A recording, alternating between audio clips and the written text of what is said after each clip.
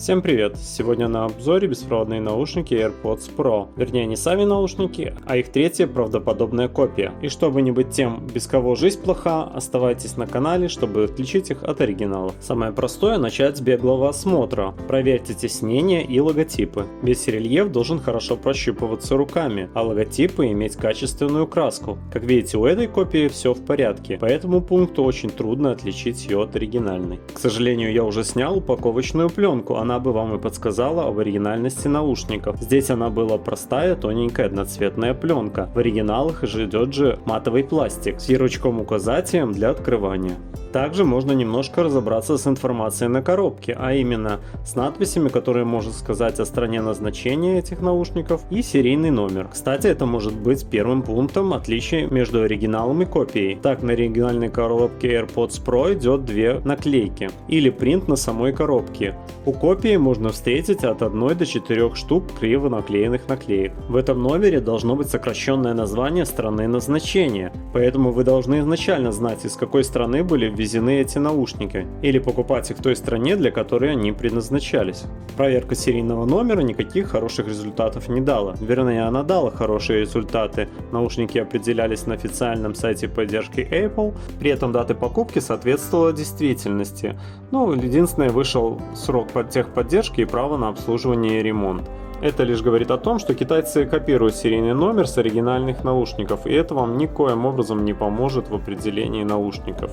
Вторым пунктом можно проверить подгонку, комплектности и качество материалов, из которых изготовлена коробка, отсеки, инструкция и всевозможные приспособы. Коробка открывается легко, и нижняя часть выпадает под своим весом, как в оригинальных наушниках. Инструкция идет как в оригинале, единственное, выдает более жирный шрифт. Но это можно обнаружить только сравнивая с оригиналом, поэтому на этом пункте я не останавливаюсь. А вот та же история с пленкой, в которую завернут сам кейс наушников.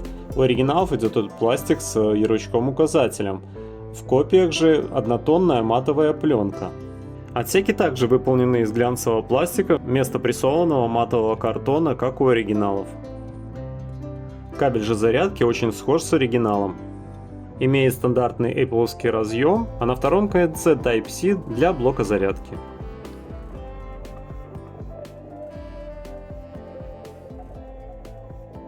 Амбушюры, кстати, уже очень хорошего качества и ничем практически не отличаются от оригинальных.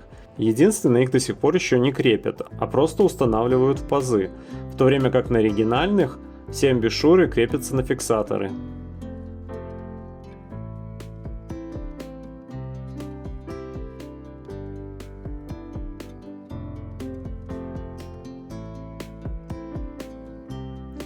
Что касается штрих-кода на внутренней стороне коробки, он по-прежнему может располагаться абсолютно в любом месте, у оригинальных, как правило, по верхнему краю.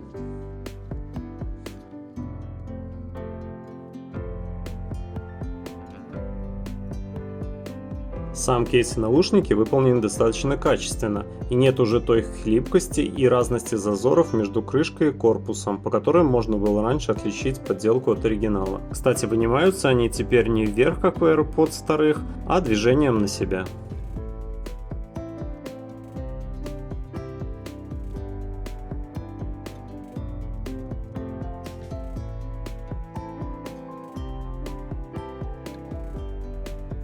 Лучше всего сравнение делать с оригинальными наушниками AirPods. Тогда можно выявить все мельчайшие неточности, которые подскажут о происхождении этих наушников. Давайте условимся, что оригинальные всегда будут лежать с левой стороны, а копия с правой. Копия от оригинала отличается более белым глянцем и жирными шрифтами, но это очень субъективный пунктик, так как на вкус и цвет товарищей нет. А вот задняя кнопочка явно выдает копию. Она исполнена вровень с поверхностью кейса и дребезжит при ее шатании пальцем. У оригинала же она немножко утоплена и не болтается. Также копию можно подловить по свечению индикатора при открывании крышки кейса. У оригинала она делает одно промаргивание, а вот у копии горит постоянно, к тому же более тускло по сравнению с оригиналом.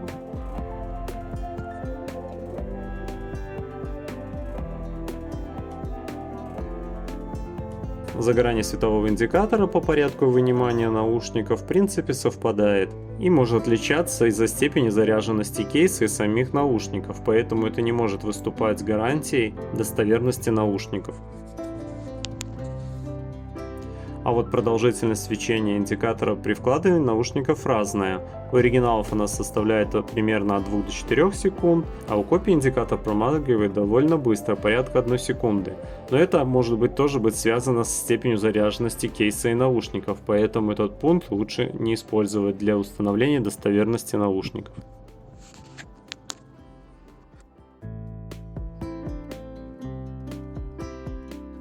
Теперь более тщательно давайте сравним кейсы, особенно надписи на внутренних чашечках крышки.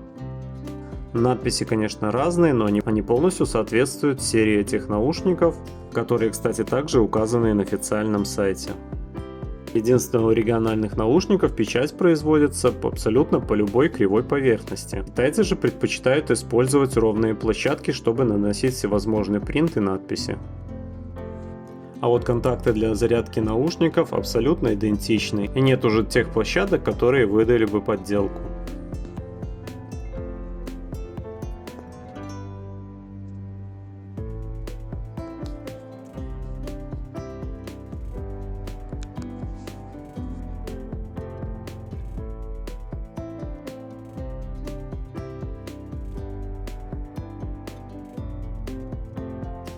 Также еще пока выдает дизайнерская полоска на подвесе наушников, который соединяет верхнюю крышку и основной кейс наушников.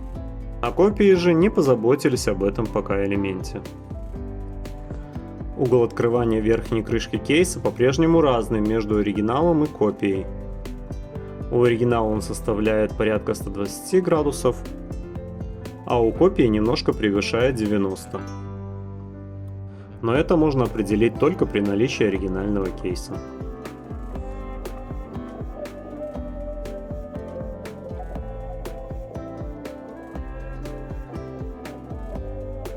Теперь давайте сравним сами наушники.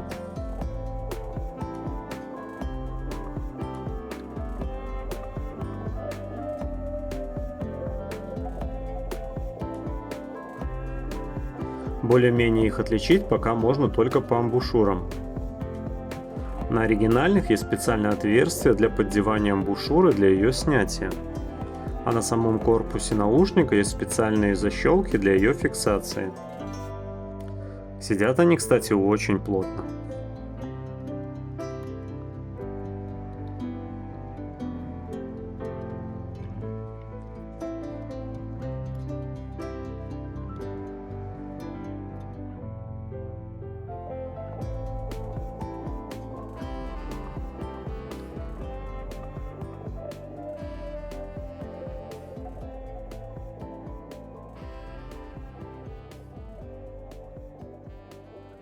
Копия и оригинал очень похожи, все элементы, микрофон, датчики, шумовые микрофоны, все на своих местах и закрыто правильными декоративными накладками, а амбушюры имеют сетки, но на копии отсутствуют специальные окошки для поддевания, а на самом наушнике нету никаких фиксаторов, а есть только небольшой паз, на который одевается сама амбушюра. Но я думаю, это ненадолго, скоро и здесь все будет соответствовать оригиналам.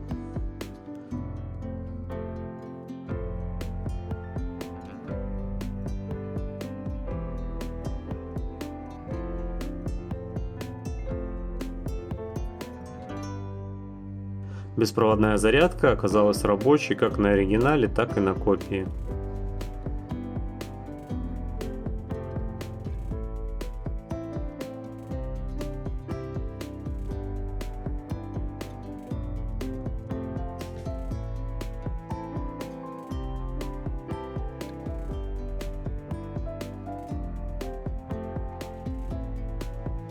Все кейсы, как оригинальные, так и копия, хорошо укладываются в защитные чехлы.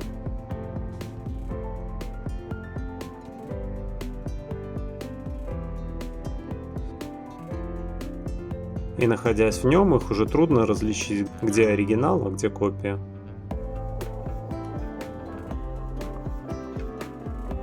По-прежнему рабочая тема с просвечиванием верхней крышки кейса. У копии просвечивается только центральная часть.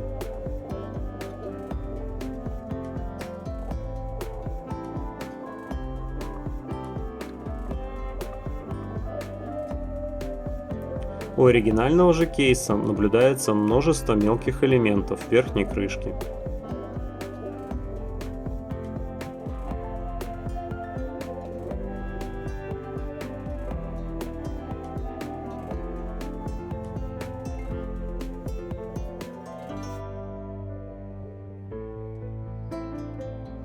Что касается подключения AirPods к телефону, то тут китайцы очень постарались.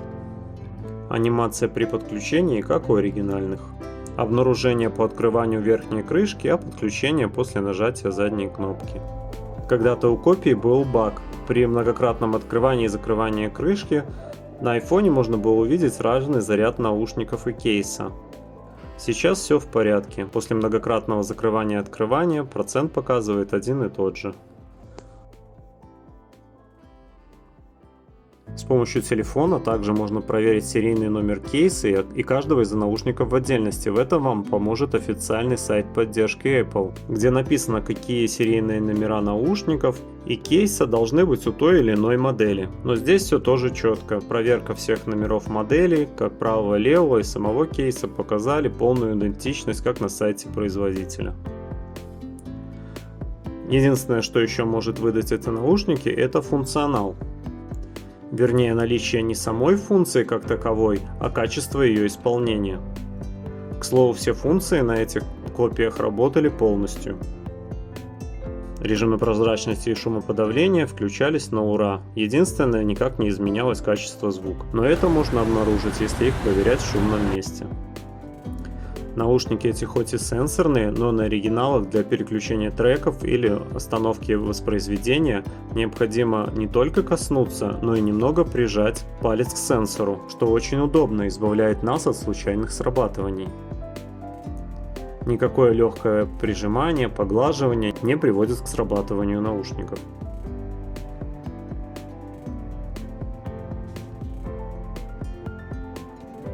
Надо именно дотронуться и прижать.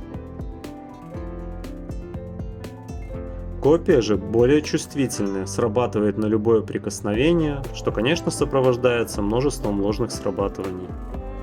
В остальном же принципе управления копия полностью соответствует как у оригинала. Одиночное нажатие останавливает трек, двойное нажатие переключает на следующий, тройное возвращает назад. В этом вопросов не было.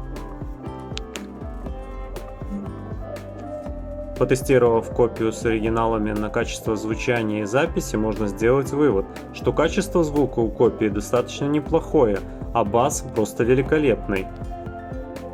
Но вот запись с микрофонов оказалась немного хуже, особенно в местах с повышенным шумом. Если вы где-то что-то подзабыли и недопоняли, пересмотрите еще раз видео, можете также написать комментарии, отвечу на любые ваши вопросы. Но в принципе на этом и все. Будьте бдительны, всем удачи! Ставьте лайки и подписывайтесь. С меня много интересного.